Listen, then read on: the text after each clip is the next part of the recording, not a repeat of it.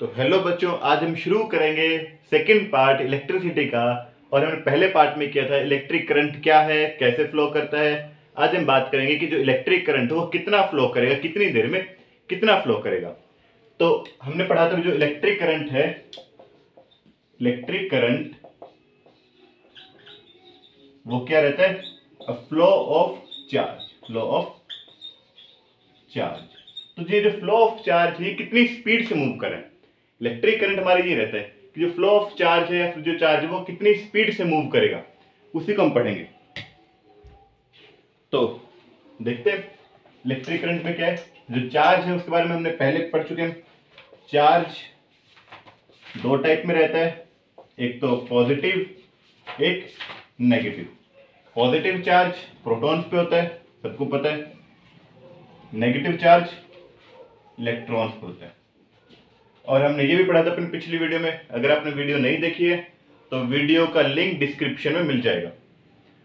तो ये जो नेगेटिव चार्ज है इलेक्ट्रॉन्स पे रहता है, और हमने पहले से पता है जो इलेक्ट्रॉन्स है इलेक्ट्रॉन्स ही फ्लो करते हैं।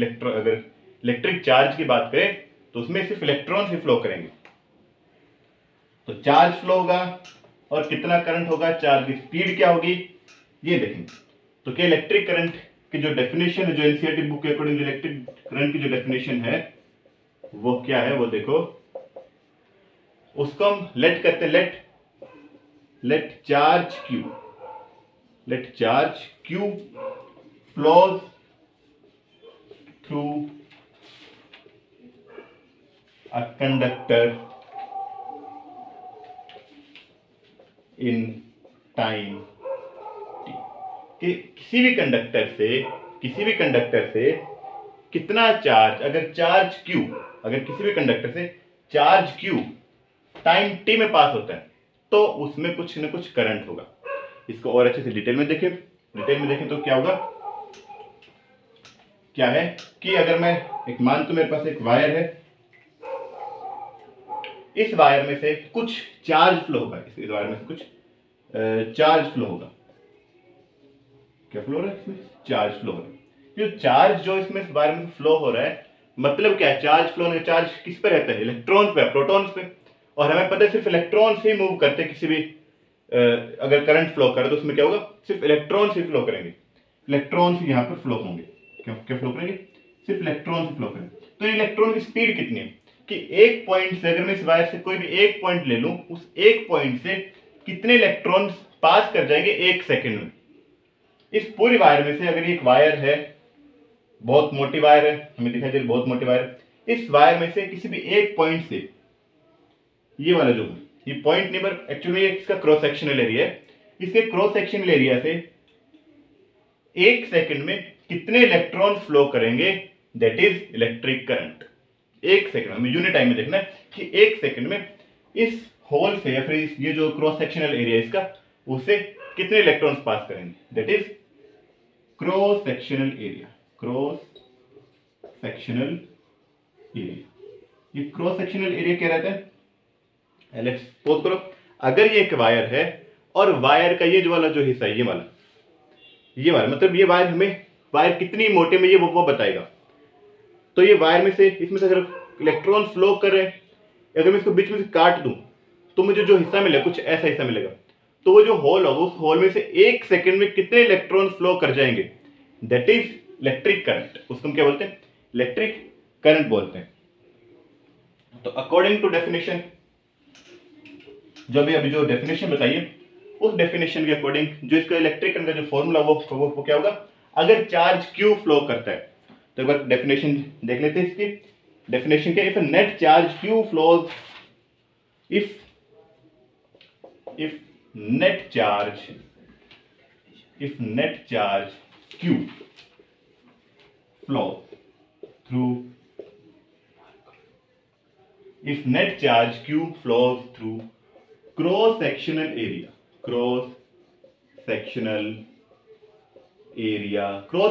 वही होल हमारा, क्रॉस सेक्शनल एरिया वही हमारा एक होल है।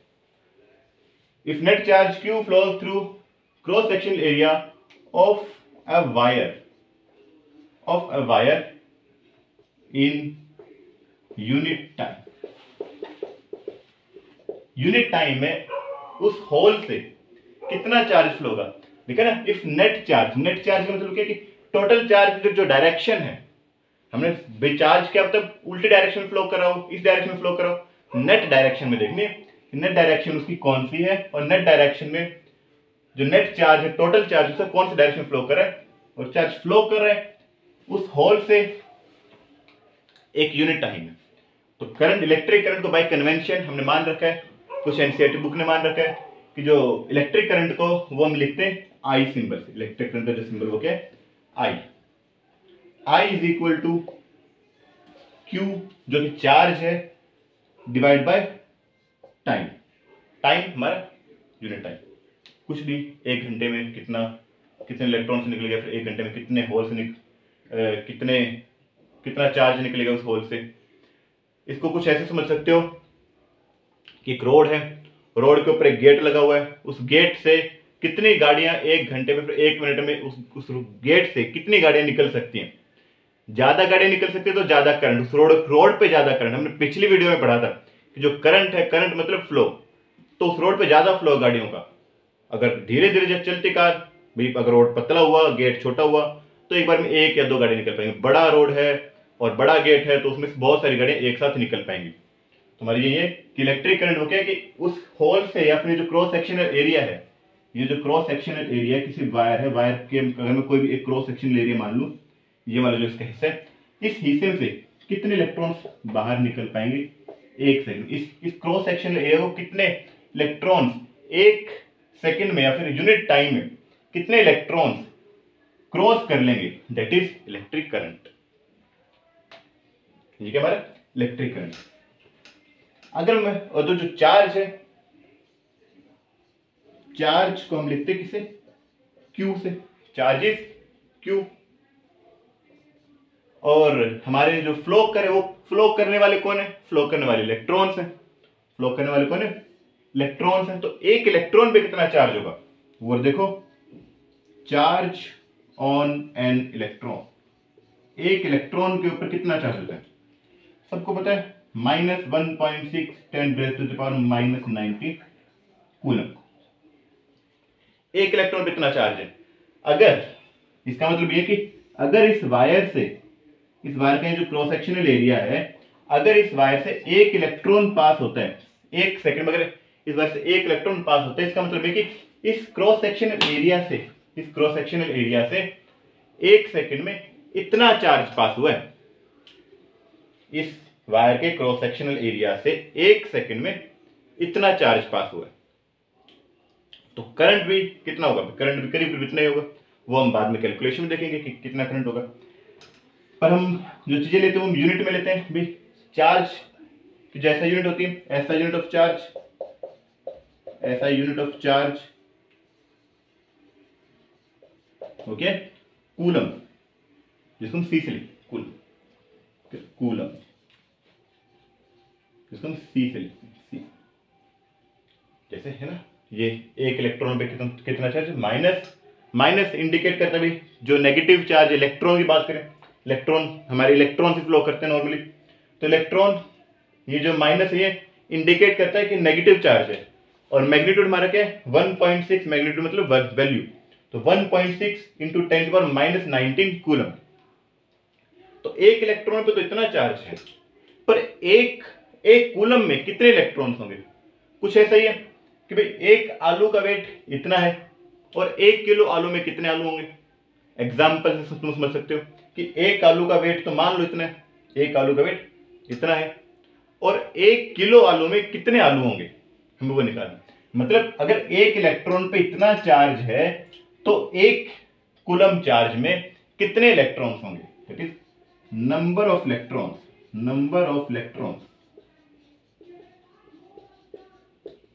in 1 coulomb, number of electrons in 1 coulomb, okay, 1/1.6 10⁻⁻⁻19 coulomb, जो कि वैल्यू को अगर तुम कैलकुलेट करोगे तो कितना आएगा, 6.25 इंटू 10⁻18 इलेक्ट्रॉन।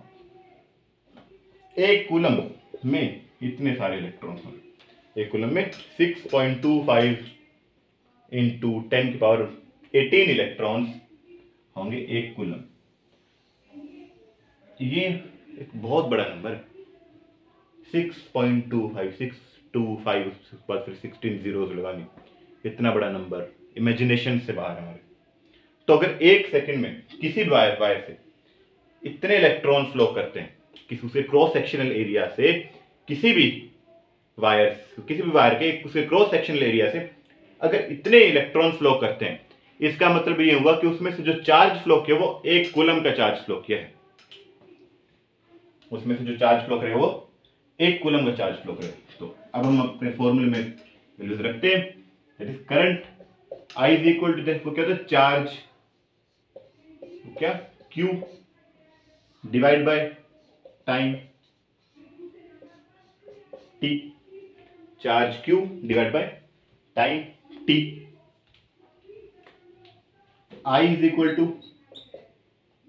चार्ज, अगर मैं मान लेता हूं क्या कि चार्ज जो फ्लो कर रहा है वो 1 सेकंड में 1 कूलम चार्ज फ्लो कर रहा है, अगर मैं मान लेता हूं तो चार्ज जो फ्लो कर रहा है वो 1 कूलम का चार्ज फ्लो करता है, दैट इज 1C, और 1 सेकंड में फ्लो करता है। 1 सेकंड में 1 कूलम का चार्ज फ्लो करेगा, तो जो करंट होगा वो 1 एम्पियर होगा। तो जो करंट होगा वो 1 एम्पियर होगा। ये बताया था हमारे एम्पियर साहब ने, जिन्होंने करंट के ऊपर थोड़ी सी और ज्यादा रिसर्च की थी। तो I is equal to 1C by 1 second is equal to 1 ampere. ये हमें शो करता है क्या कि करंट है वो 1 एम्पियर का होगा। जो करंट है वो 1 एम्पियर का होगा। आगे देखो, तो अगर 1 एम्पियर को डिफाइन करने के लिए कोई बोलता है कि 1 एम्पियर को डिफाइन करो, अब एम्पियर क्या है भाई, पहले ये देखो, पहले थोड़ा ना पूछेंगे एम्पियर को डिफाइन करो, पहले एम्पियर को डिफाइन, एम्पियर क्या है, तो 1 ampere, ampere is SI unit of electric current. Ampere is SI unit of electric current. कि किसी भी वायर में से कितना करंट पास कर रहा है उसको हम किस चीज से नापेंगे, एम्पियर से, कि उस वायर से कितना करंट फ्लो कर रहा है। ये नहीं बोलेंगे उस वायर से कितने एम्पियर का करंट फ्लो कर रहा है, ये बोलेंगे कि एक वायर से 5 एम्पियर का, 10 एम्पियर का, 16 एम्पियर का कितने एम्पियर का करंट फ्लो करता है वो बोला जाता है। तो एम्पियर क्या है, करंट मेजर करने की, करंट को नापने वाली एक यूनिट है या फिर एक इकाई है। अगर 1 एम्पियर के लिए बोलते डिफाइन 1 एम्पियर, तो 1 एम्पियर इज इक्वल टू क्या, 1 कूलम का चार्ज फ्लो करेगा 1 सेकंड में फ्लो करेगा। वही बात है जो हमने यहां लिखी, वही बात घूम फिर के आएगी कि 1 एम्पियर को डिफाइन करना है। तो if 1 coulomb of charge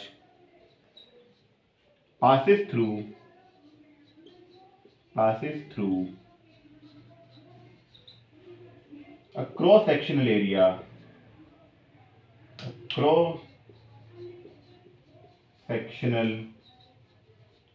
area of a wire in 1 second, then current will be 1 ampere. जो करंट होगा वो कितना होगा, करंट 1 एम्पियर का होगा।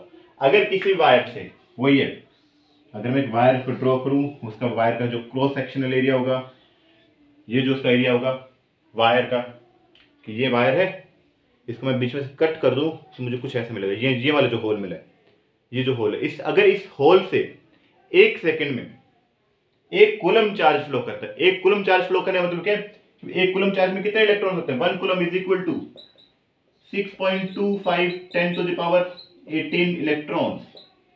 वही है कि अगर इस होल से 1 सेकंड में इतने सारे इलेक्ट्रॉन्स अगर फ्लो करते हैं, अगर 1 सेकंड में इतने सारे इलेक्ट्रॉन्स अगर फ्लो करते हैं, तो इस वायर में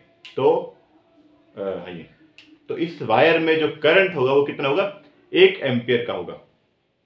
ये हमारे इलेक्ट्रिक करंट कितना फ्लो करेगा और कितनी स्पीड से फ्लो करेगा, कितने इलेक्ट्रॉन फ्लो करेंगे। तो इसको तुम समझ सकते हो, जो हमारे पास जो चार्जर है, चार्जर जो तुम देखते हो तुम्हारे फोन के जो चार्जर के ऊपर लिखा रहता है कितने एम्पियर, 2 एम्पियर का है, 4 एम्पियर का करंट वो प्रोवाइड करता है। तो 4 एम्पियर का करंट जो वो प्रोवाइड करता है उसका मतलब एक 4 एम्पियर का करंट प्रोवाइड करने मतलब क्या, अगर करंट वो 4 एम्पियर रहता है मतलब तुम वायर के किसी भी पॉइंट को देख लो, वायर का तुम कोई भी एक हिस्सा देख लो, क्रॉस सेक्शनल एरिया देखो वायर का, उसमें से एक सेकंड में 4 कूलम इलेक्ट्रॉन फ्लो करते हैं। मतलब 4 कूलम इलेक्ट्रॉन फ्लो करने मतलब क्या है कि 4 इंटू 6.25 इंटू 10⁻18 इलेक्ट्रॉन, इतने सारे इलेक्ट्रॉन्स एक सेकंड में फ्लो करेंगे उस वायर, उस चार्जर के वायर से। तो ऐसे ही करंट को मेजर करने की ऐसा यूनिट क्या है, एम्पियर। ऐसे करंट को मेजर करने की कुछ छोटी यूनिट्स भी होती हैं जिसको बोलते हैं मिली एम्पियर। करंट को मेजर करने की कुछ छोटी यूनिट भी होती है, तुम इसका स्क्रीनशॉट उतार सकते हो अगर जरूरत पड़े तो करंट को मेजर करने की कुछ छोटी यूनिट्स भी होती हैं। छोटी यूनिट्स वो कौन कौन सी, देखो